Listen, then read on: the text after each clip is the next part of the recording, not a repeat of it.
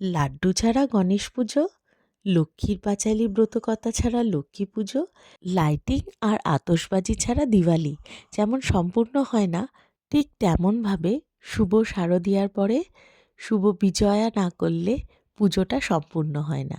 আমাদের ছোটবেলায় বিজয়ার একটা আলাদা উদ্যোগ ছিল। সবাই মিলে জটলা করে চলে যেতাম সবার বাড়ি বাড়ি। সেখান থেকে নাড়ু, মোয়া, মিষ্টি, নিমকি সব কিছু খেয়ে আসতাম। এখন সময় বদলেছে, মানুষ বদলেছে, বদলেছে তাদের আন্তরিকতা। আগে বিজয়া মানে একটা আলাদাই উদ্যোগ ছিল। এখন তো সবাই মেসেজ পাঠিয়ে বিজয়া সেরে দেয়। না থাকে ঘুগনি, নাড়ু, নিমকি বানানোর ঝামেলা। একটা ফোন করার মতো সময়ও অনেকে দেখায় না। এতক্ষণ অনেক গল্প হলো, এবার আসল গল্পে আসি। আইসিএস এর উদ্যোগে কেমব্রিজে হয়ে গেল বিজয় সম্মেলনী। কেমব্রিজের মিল রোডে বসেছিল এই জমাটে আড্ডা। সেখানে ছিল হাসি, মজা, গল্প, আড্ডা আর অনেক ভালো ভালো খাবার। ওয়েলকাম ড্রিঙ্কসটা ছিল যার যার পছন্দের। তারপরে মেনুতে ছিল পাঁপড় ভাজা, ভেজ মাঞ্চুরিয়ান, তারপর ছিল চিকেন মালাই কাবাব, যেটা খেতে অসম্ভব ভালো হয়েছিল। বাঙালির দুপুরের মেনুতে লুচি থাকবে না এটা কি করে হয়? ছিল গরম গরম ফুলকো লুচি, এরপর ছিল রায়তা, আর তারপর ছিল আমাদের সবার ফেভারিট মাটন। রেস্টুরেন্টে এত ভালো মাটন খুব কমই খেয়েছি আমরা। আর বিদেশে খাবারগুলো সবসময় একটু মশলা কম থাকে, কিন্তু এই মাটনটা হয়েছিল অসাধারণ।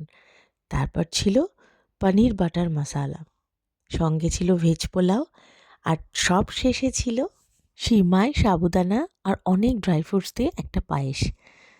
পায়েসটা কিন্তু খেতে অসাধারণ হয়েছিল, আর একটু হালকা হালকা গরম থাকার কারণে খেতে বেশ ভালোই মজা লেগেছে। মেনুটা কেমন লাগলো দেখে জানাতে কিন্তু ভুলো না। তোমাদের জন্য হালকা করে ব্যাকগ্রাউন্ড ভয়েসটা থাকলো, কারণ না হলে তোমরা বুঝতে পারবে না এখানে মানুষের মধ্যে উচ্ছ্বাসটা কত পরিমাণে ছিল। বাঙালি জমাটি আড্ডা হবে, সেখানে হাসি, মজা, হই হুল্লোড় থাকবে না, এটা কি হয়? অনেক ধন্যবাদ কেমব্রিজ আইসিএস ইন্ডিয়ান কালচারাল সোসাইটিকে, যাদের উদ্যোগে এই বিজয় সম্মেলনী।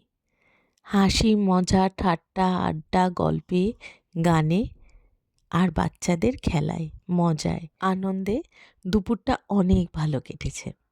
মনে রাখার মতো একটা দুপুর। ওমা, এখনই বাড়ি চলে যাব?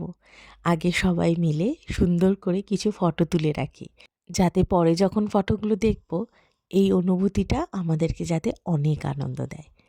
সবশেষে ছোটদের ভালোবাসা, বড়দের আশীর্বাদ নিয়ে পরন্ত বিকেলের হিমেল হাওয়া গায়ে মেখে বাড়ি ফিরলাম।